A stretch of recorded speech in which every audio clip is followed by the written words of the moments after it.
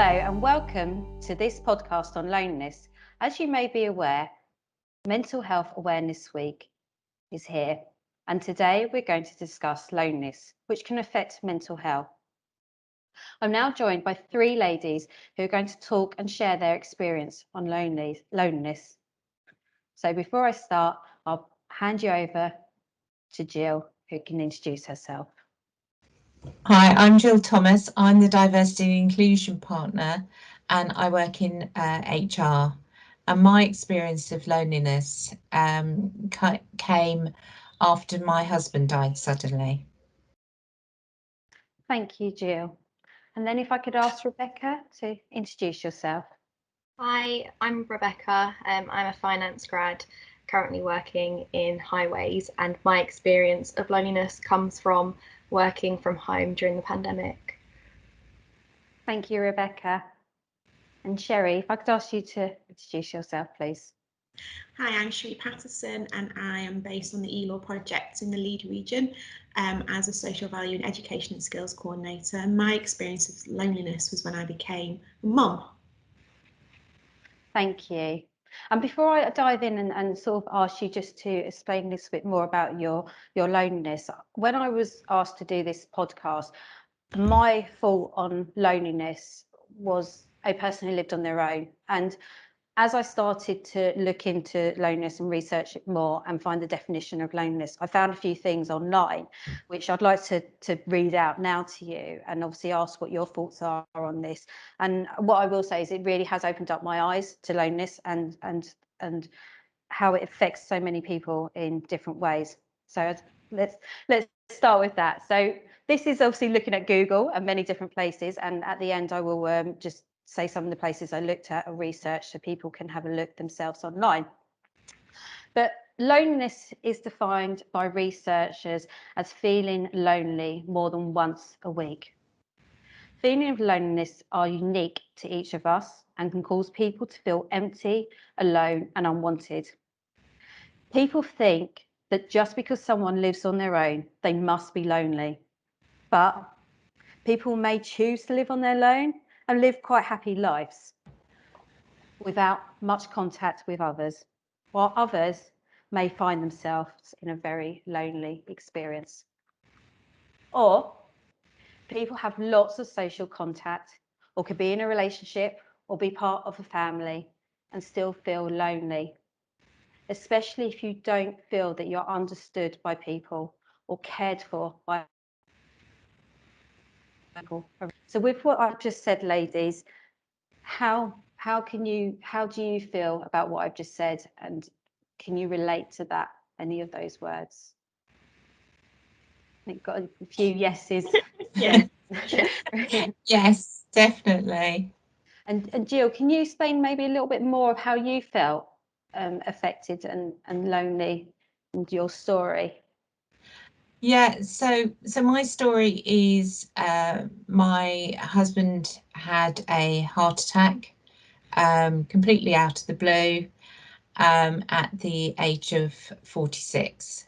And I had two children. My son was just coming up for 16 and my daughter was 20.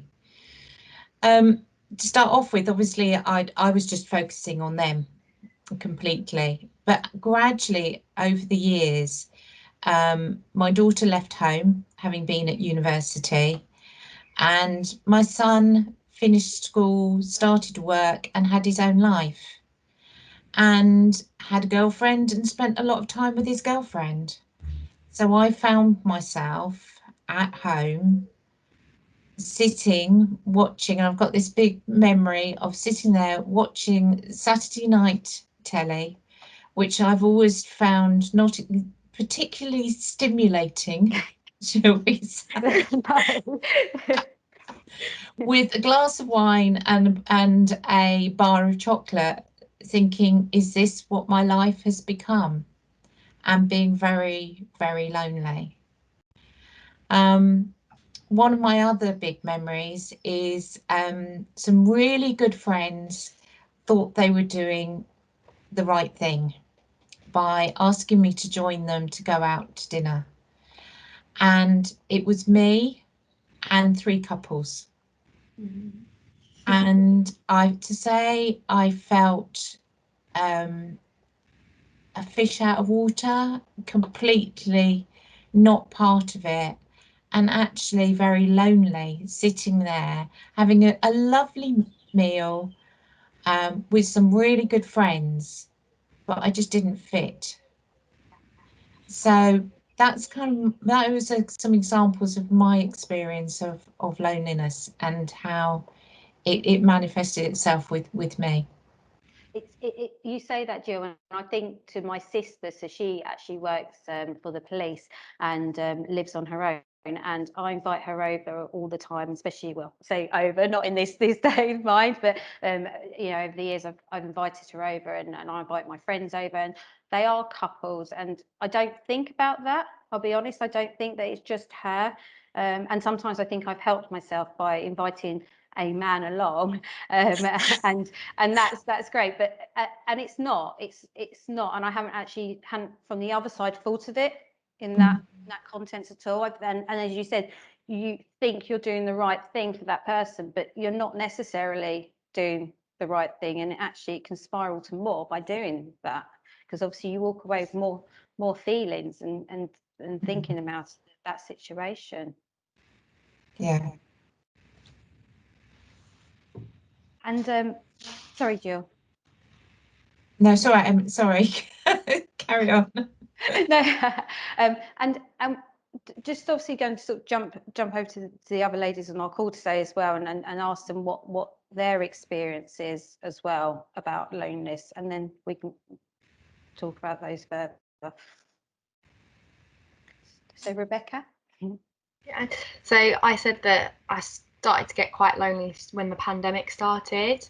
So everyone was working from home, but my husband was quite lucky where he went into the office every day and his normal didn't really change. And I think for him, whilst we couldn't go out in the evenings, he could still go out, and he didn't quite understand that I was quite jealous that he could still go out, talk to people. I didn't really have anyone to talk to, especially when it was really locked down. It was like you have your family quiz, but you spend all day on Skype and Teams to work colleagues, so you don't really want to spend more time on Teams. And I think just sitting on my own working felt really quite isolating. You have the quick conversations, but it's not like being in the office. In the end, I actually got a cat to try and help with just having a companion throughout the day, which helped. But my husband didn't understand the frustration of wanting to have what he had, of going out and having that social interaction. Yes, you can message someone on Teams, but it's not the same. And I think you do have that during the day, especially with the working environments that we're in again at the moment. Sometimes I must admit I don't talk to my team for a whole day, and I do feel that loneliness. So obviously to have that day in and day out, and what obviously you mentioned about the cat, or you for your cat. What's your cat's name? Cat's name's Milo. He likes to make an appearance on all my Teams calls. Mine does as well. Yeah, he's great, but it's just having that person to talk to. I say person, he's a cat, but it's like it's just having that company. I think it's definitely helped, but there's still that frustration of I want to go out and I can't. And I think that was the hardest thing for me to kind of accept, that I was like frustrated at the situation rather than getting upset at my husband, like, you just don't understand, because he's not been through it. I don't know if anyone else has kind of got that frustration of people like, oh, I get it, and it's like, yeah, but you don't, because you've not experienced it. And actually, I must admit, I get that. I remember when I was on maternity leave and with my second child, and you just feel so lonely because children don't talk back. And as much as I love being on maternity leave, I also didn't love the fact of having a baby crying and not being able to talk to someone about it. And when my husband used to come home from work, which was like a 9-hour day going off to work and coming back, I used to be almost like jumping at him, sort of, tell me about your day, what have you been, and he found it probably really intense, because I'm just like, tell me about everything, what have you been up to, oh, and what did so do, and how many cups of coffee did you drink during the day? And he just thinks I'm a crazy lady, but it is, you do feel lonely, and not talking to people. I think one of the things I found, I probably overthought about things. I really overthought about things that I was doing during the day, because of that, not talking to someone and interacting, especially when you have got a child that's crying because they're crying and you don't know the answer as well. It is stressful. It really is. And totally get that. And again, going back to work, sometimes I think, especially at the moment, for people who have worked from home over the last couple of months, again, you can kind of put your head down and go for days without talking to people, and sometimes people will text you or email you and say, hi, how are you okay? And it's easy to hide behind the screen and say, yeah, I'm fine, but actually below, you're not okay, actually, because you are feeling quite lonely because you haven't been talking to people. Sorry, let's look over. Sherry, what's your experience?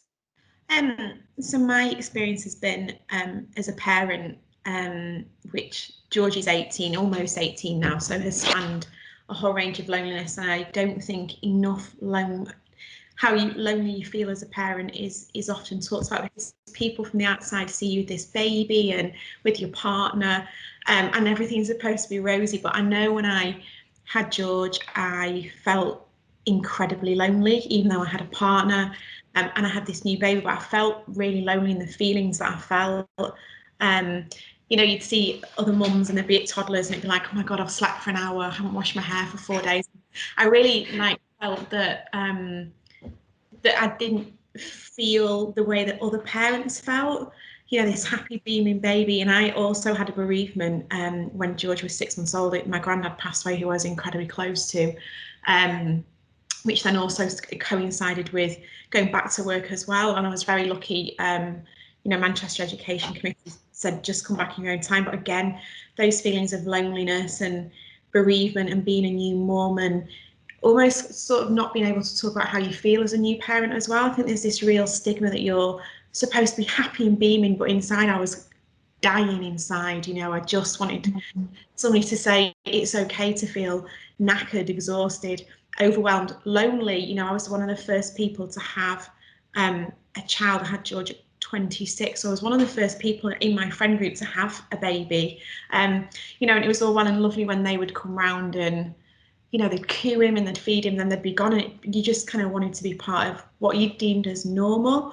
But then there's because obviously I'm a single mum to George, but there's been other points in my life where I've again felt really lonely, like Jill, where George is 16 and you have that transition from primary school where they really, really need you to secondary school, where literally your whole circle of mum friends that you've had since they were in nursery just completely disappears because they don't need you anymore. So, you know, I've been very lucky. I live in a small village and have kept some of those friends, but actually the majority of the people I've not seen since he left high school. I think parenthood brings a lot of moments of loneliness. Like I say, George is 18 and he's had his first girlfriend, and like you, Jill, I'm so used to him being in the house, and you find yourself on a Saturday like, oh God, this is it. And then that overwhelming kind of fear of that one day he will be gone, and you know, you'll just be on your own. And it's a real odd feeling. I think parenthood, whilst it brings moments of absolute pleasure and joy, there are real moments of feeling utterly lonely in just your thoughts, and the fact that you could be the first mum along, you know, in your group, or the first mum in your family as well.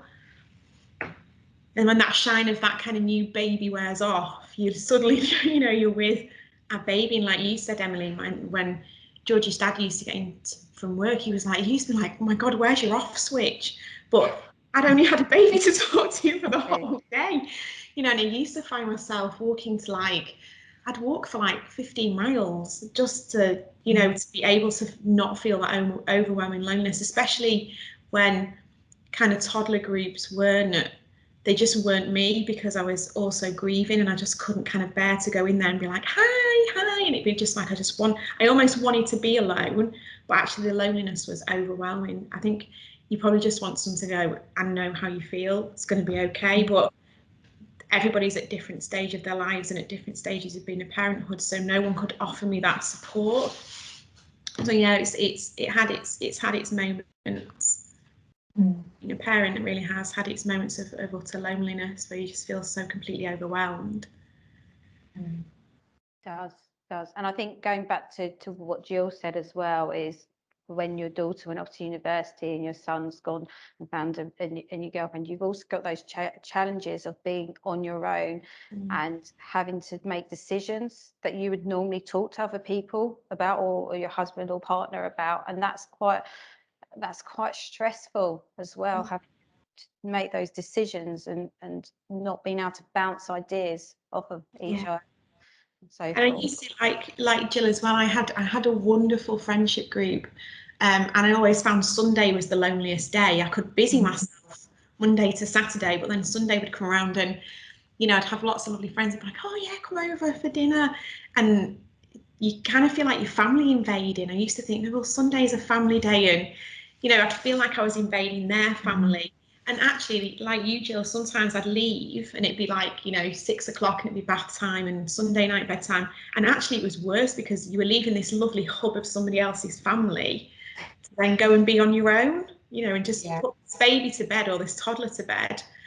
And that would be it, you know. And so, yeah, sometimes being around other people's families kind of just highlighted that actually you were on your own. My mum used to say to me, she'd be like, have a bath, put a face mask on, sit and read a magazine. And I'd have this magazine, I'd be on page 3, and it's like, oh God, there's just I need to be around something other than just this four walls. I wouldn't want to put people off inviting friends to join them, though, by my experience. What I would say is encourage people to try and think about it from both sides and actually talk to the person as well. So I now am very happily in a new relationship, which was actually stimulated me getting back out there, shall we say, after 5 years after my husband died, by a very, very close friend, in fact my daughter's godmother, threatening to nominate me for the TV programme First Dates. So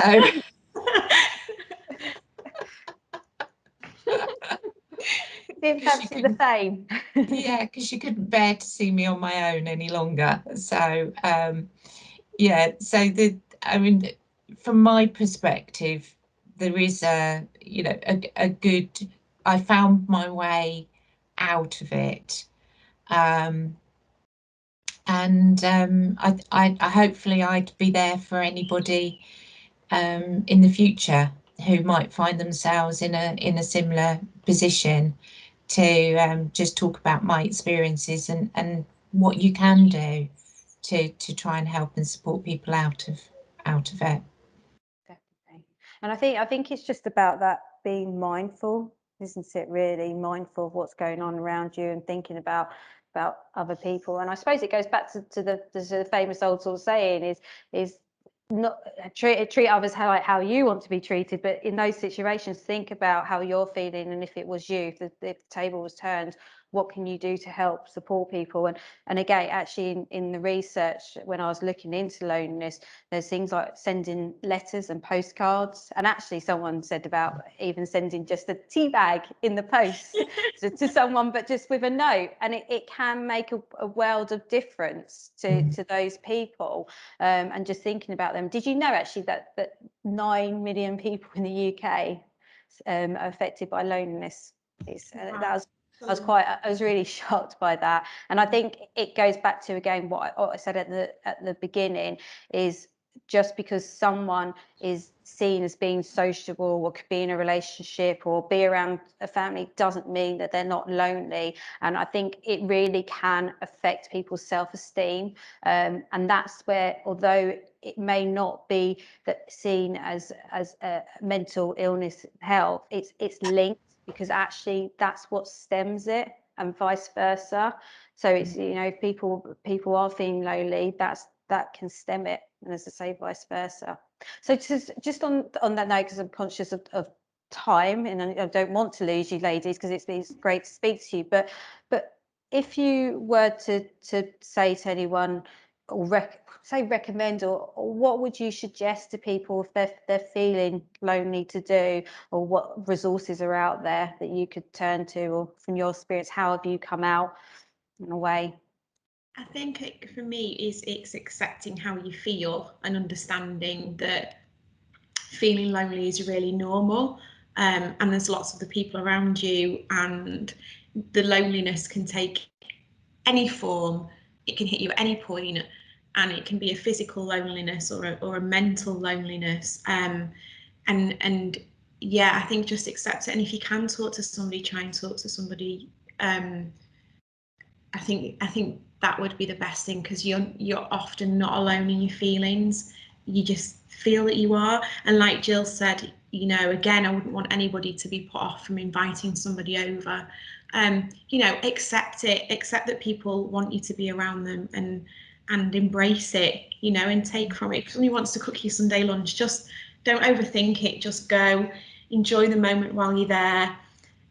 I used to, when my mum said about the bath and the face mask, I used to have, like, when I started to stay at home on my own, I'd do like a Monday, Tuesday, Wednesday, Thursday, Friday little baskets, and wanted to have like a dairy milk and a little can of gin and a magazine, or it might have and then like the next day, you know, I might put a little nail varnish in there and some deep, you know, just do that, so when you got in, you had something to kind of look forward to.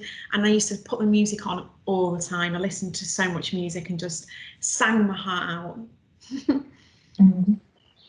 I think one of the things for me is, and okay, it was a particular situation that I was in, is that there are organisations out there of people in similar situations. So for me, it took me a couple of years to be ready for this, but I joined an organisation called WAY, which stands for Widowed and Young, and was set up by a lady and her sister, and the lady lost her husband when she was in her late 30s, I believe. So it was set up for people who were widowed, male and female, under the age of 50, because at that point the only real support for widows was for older people. There's also an organisation called Way Up that grew out of Way, which is for people who have been widowed over 50, but are not ready to join the groups that organisations like Crew's Bereavement Care run, because they tend to be people who are a lot older in those groups. So there are groups out there to support you in whatever situation that you find yourselves in, and there are like-minded, people who are in a similar situation to you out there that you can talk to, and I found that really helpful and really useful. So Thank you, Jill. And off that as well, one of the websites that I looked at and I found really useful was Let's Talk Loneliness.co.uk and Mind. That was really interesting. And as I said, it really opened up my eyes, and just thinking about other people and what's going on in the loneliness that they're experiencing. And I'm not going to wait for the text from my sister now. I'm going to text her and check in and see how she is, instead of just assuming that she's okay or she's just busy. Thank you, ladies. Is anyone else anything to add? I just want to say thank you, Emily, for highlighting this. It's really important that people understand there's help out there and they're not alone in their feelings. So thank you for raising this. Oh, thank you. No, thank you for talking about it. I know it's a sensitive sensitive discussion, and I'm really grateful for all of you to come together today and share your experiences and different experiences. And as I said, it's really opened up my eyes about loneliness and understanding it it more. And I really hope that people do listen to this and go and look at those websites and realise that there are a lot of resources out there, and just talk to people and tell them, please, just tell them how you're feeling. Thank you so much for today. I'm going to end it there. Thank you. Thank you. Thank you.